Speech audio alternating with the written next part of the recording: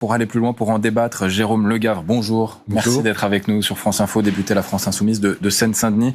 Et avec nous depuis l'Assemblée nationale, Charles Zitzenstuhl. Bonjour à vous également, député Renaissance du Bas-Rhin. Jérôme Legavre, on va d'abord aborder la question de Total avant, parce qu'il y a et Total et Exxon. On imagine que c'est deux situations différentes. Est-ce qu'il a fallu que le gouvernement mette la pression pour qu'enfin Total fasse une proposition, selon vous ? Il a d'abord fallu la grève. Et je constate qu'il y a quand même un problème puisque ça fait maintenant plusieurs jours, de longues journées, que les salariés de Total sont en grève. Par ailleurs, leurs revendications ne datent pas de la grève. Elles datent de plusieurs mois. Depuis des mois et des mois, les salariés de Total demandent une augmentation significative de leur salaire et c'est plus que légitime puisque je rappelle quand même que les dividendes et les profits du groupe Total ont littéralement explosé cette année. Ils réclament dans cette situation une augmentation de salaire et la réponse qui leur a été faite, c'est « vous n'aurez rien ». Ils ont donc recours à la grève, ce qui est parfaitement normal dans ce type de situation.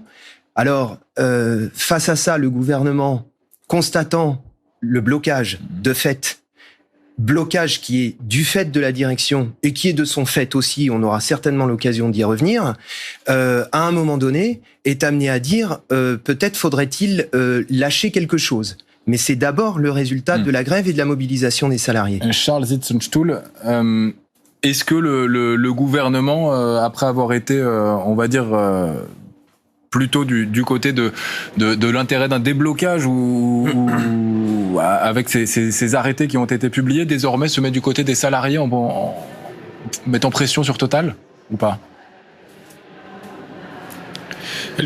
Le gouvernement, il est du côté des Français et depuis que cette grève a lieu, il faudrait qu'on revienne à l'essentiel, c'est les Français qui travaillent, qui se lèvent tôt le matin, qui ont besoin de carburant, qui ont besoin de faire des pleins d'essence, qui sont pris en otage depuis des jours par une minorité de grévistes. Les propos tenus ce matin encore par la CGT sont irresponsables. Ensuite, le gouvernement, il est aussi dans son rôle, c'est-à-dire qu'il n'a pas à s'immiscer dans le détail des négociations salariales, mais il est aussi là pour encourager les entreprises, particulièrement Total, à faire les gestes qu'ils sont en mesure de faire. Et comme Bruno Le Maire l'a dit, Total est en capacité de faire un geste vis-à-vis de ses salariés. Maintenant, il faut que le dialogue continue entre les parties et puis surtout qu'on en revienne très vite à l'essentiel, que les Français puissent faire leur plein d'essence pour aller travailler. On sent quand même un élément de langage, puisque deux poids lourds de l'exécutif ce matin demandent cette augmentation des salaires. Est-ce que le gouvernement a pris peur face à une menace d'un mouvement plus large, peut-être ? Mais la responsabilité du gouvernement, c'est de garantir l'ordre public et de garantir en Français la possibilité de faire leur plein d'essence. On voit bien que depuis quelques jours, on est dans une situation de blocage, comme vous le dites, entre la direction et les grévistes. Et il faut qu'il y ait des pas qui soient faits de part et d'autre. Alors, je viens de comprendre qu'il y a quelques minutes, la direction de Total vient de faire une proposition. Il faut maintenant que cette proposition soit saisie au bon par la CGT et puis par ceux qui font la grève. Et il faut que cette situation se débloque. Et c'est le rôle du gouvernement, d'encourager les parties à négocier. Mais le gouvernement ne va pas s'immiscer dans le détail de la négociation, comme le président de la République l'a dit il y a quelques jours. Jérôme Legavre, vous étiez hier aux côtés des salariés d'ExxonMobil.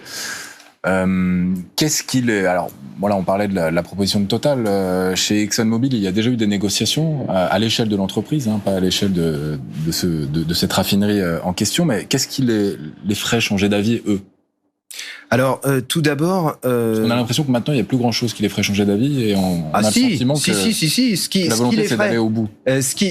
Aller au bout, c'est-à-dire aller jusqu'à la satisfaction de leurs revendications.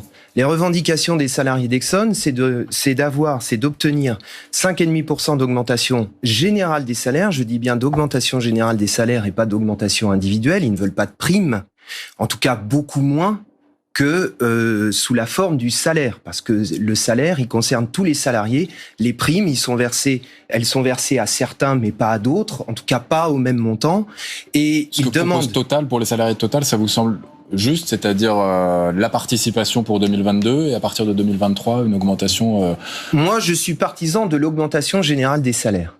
C'est ce que propose Total à partir de 2023. Oui, alors je demande à voir. J'entendais Philippe Martinez qui disait tout à l'heure que tout ça c'était de la com. Il aura fallu tous ces développements pour arriver à ces annonces de la direction de Total. On verra ce qu'il en est. En tout cas, pour revenir aux salariés de Gravenchon que je suis allé voir avec d'autres députés de la France Insoumise effectivement hier, ils réclament une augmentation significative de leur salaire et une clause de revoyure pour 2023. Et il y a un autre élément qui entre en ligne de compte. C'est la décision du gouvernement de réquisitionner les grévistes.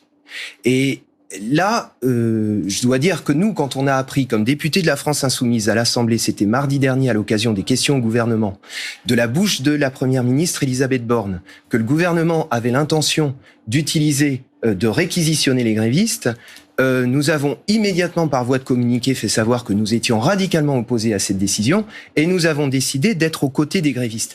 Parce que cette décision de réquisitionner les grévistes est une décision qui est inacceptable, qui remet de fait en cause le droit de grève. Et ça, nous ne pouvons pas l'accepter. Et je voudrais ajouter une chose, parce que j'ai entendu mon collègue Renaissance s'exprimer à l'instant. Je suis évidemment en total désaccord quand il dit que les Français sont pris en otage et quand il dit que la préoccupation de ce gouvernement, c'est le sort, c'est l'intérêt général et le sort de la totalité des salariés de ce pays. C'est faux. C'est faux. J'étais cet été... Je siégeais sur les mêmes bancs que lui cet été lorsqu'on a examiné la loi pouvoir d'achat. Nous n'avons cessé, nous, comme députés de la NUP, de porter des amendements exigeant des augmentations de salaire. Systématiquement, ces amendements ont été combattus, en particulier par la majorité présidentielle, majorité relative, aidée par les Républicains et par le Rassemblement national. Or, les augmentations de salaire, par définition, ça ne concerne pas que les salariés de Total ou les salariés d'Exxon. Tout le monde aujourd'hui est concerné par les augmentations de salaire. Tout le monde veut des augmentations de salaire parce que tout le monde est pris à la gorge par l'inflation, par les prix qui explosent, parce que tous les prix explosent. Charles Zitzenstuhl, je vais vous laisser répondre du coup à l'interpellation de Jérôme Legavre. Oui. Alors sur le dernier point, on est tous favorables à des augmentations de salaire. Il n'y a personne dans ce pays qui est contre les augmentations de salaire. D'ailleurs, cet été, dans la loi pouvoir d'achat que nous avons voté et que vous n'avez pas voté, chers collègues, nous avons revalorisé l'ensemble des agents publics, puisque le point d'indice de la fonction publique a été revalorisé. Alors ça, c'est une charge qui est prise par l'État, parce que l'État est en capacité de le faire. Et nous avons toujours dit que nous souhaitons des augmentations de salaire dans les secteurs et pour les entreprises pour lesquelles c'est possible. Sauf que l'État n'a pas à décréter des augmentations de salaire, puisqu'il y a des entreprises qui peuvent faire des augmentations de salaire, et on a un exemple d'ailleurs depuis ce matin, puisque Total fait une proposition. Et moi, je pense aussi à ces dizaines de milliers de chefs d'entreprise, de PME et de TPE, qui me disent, moi, dans ma circonscription en Alsace, me disent, vous savez, monsieur le député, moi, j'aimerais bien augmenter les salaires. J'aimerais bien donner quelques dizaines, quelques centaines d'euros de plus à mes ouvriers, à mes employés.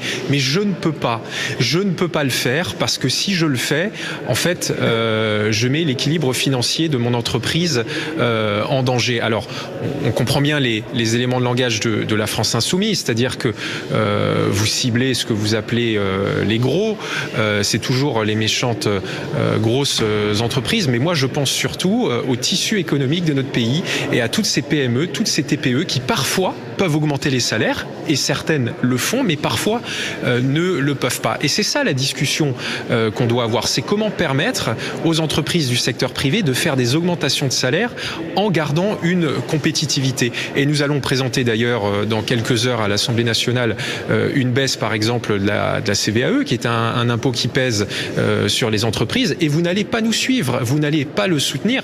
Or, c'est ce genre de choses qu'il faut faire pour aider nos entreprises de taille intermédiaire, nos entreprises industrielles à se dégager de la marge et donc à mieux payer les salariés derrière. Jérôme Legavre. Oui, alors mon collègue, j'en suis navré pour lui, fait quand même erreur sur un certain nombre de points. Le gouvernement a parfaitement la possibilité d'agir sur les salaires. Il en a la possibilité, notamment en augmentant le SMIC.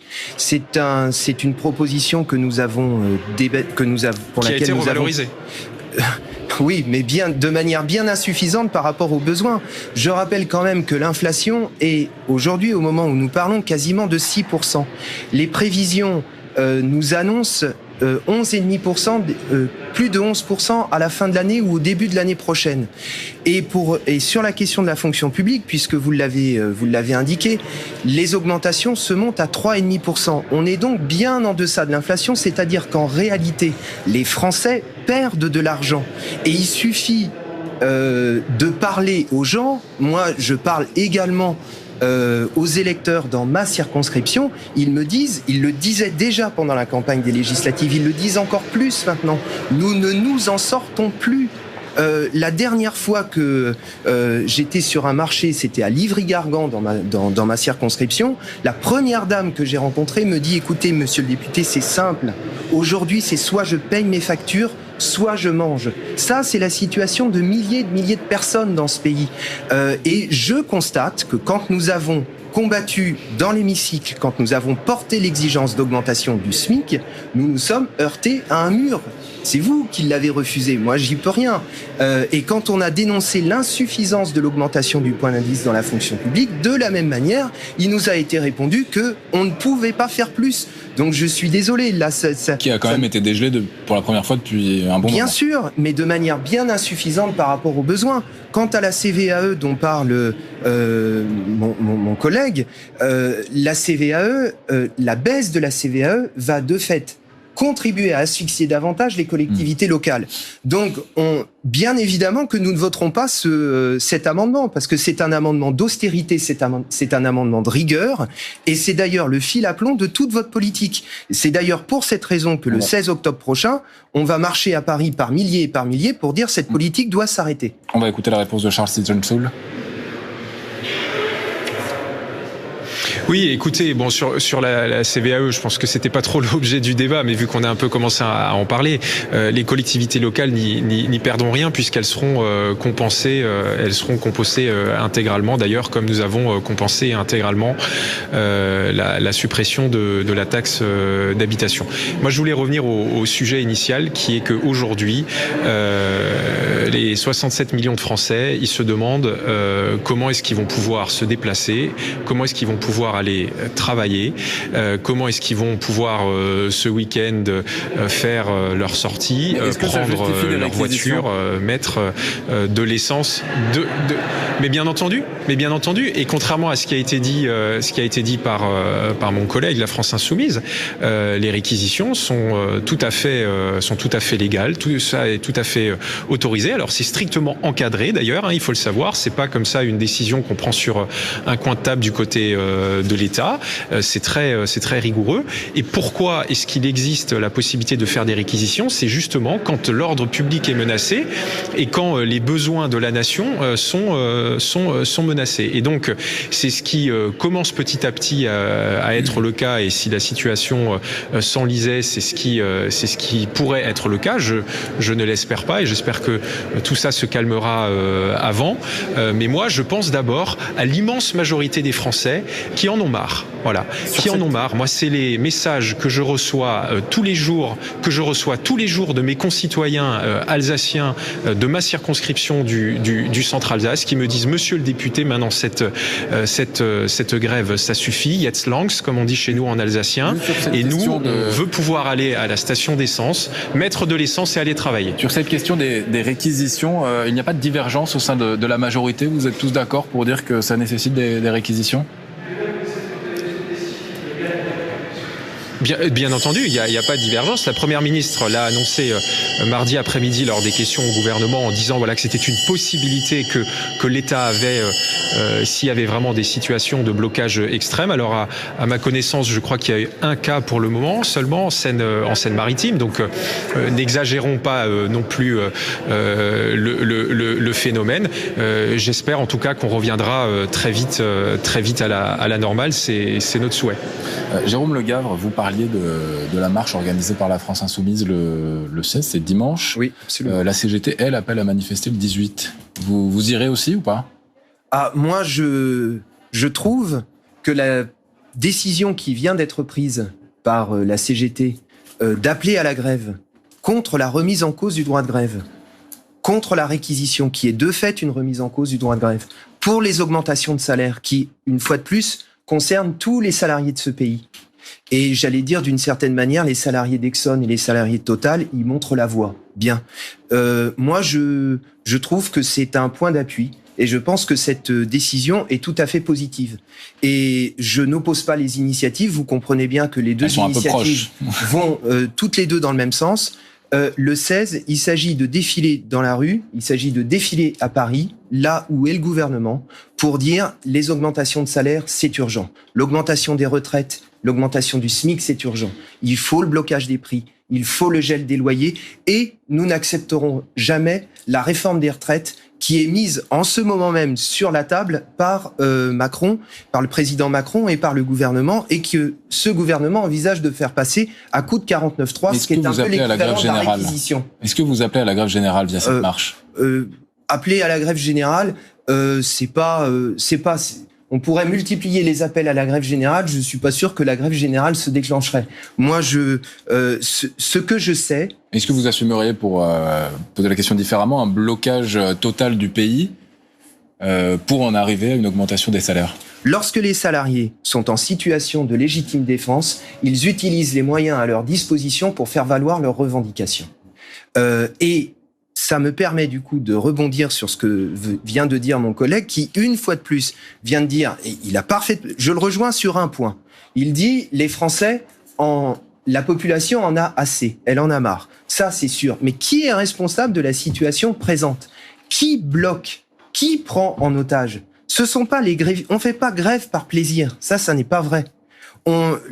Hier, je suis allé à Gravenchon. Les salariés de Gravenchon sont en grève depuis 23 jours. Depuis 23 jours, ils ne sont pas payés. On ne recourt pas à ce genre de décision par plaisir. On le fait parce qu'on est contraint à le faire. Ceux qui sont responsables de cette situation, ce sont les patrons du groupe qui ont accumulé des profits absolument gigantesques et qui ont dit pendant des mois et des mois et des mois à leurs salariés, vous n'aurez rien. Et c'est le gouvernement qui, de fait, encourage cette attitude, puisque le changement de ton, notamment de Bruno Le Maire, est tout de même très récent. Et changement de ton partiel, puisque dans le même temps, on réquisitionne. Donc, c'est quand même un petit peu particulier. Donc, encore une fois, qui prend en otage, qui est responsable de la situation de blocage aujourd'hui ? C'est le gouvernement par sa politique qui refuse d'augmenter les salaires. Bon, concernant les réquisitions, il y a une audience tout à l'heure, donc on en saura plus aux alentours de 14h30 à Rouen. Merci à tous les deux. Merci Charles.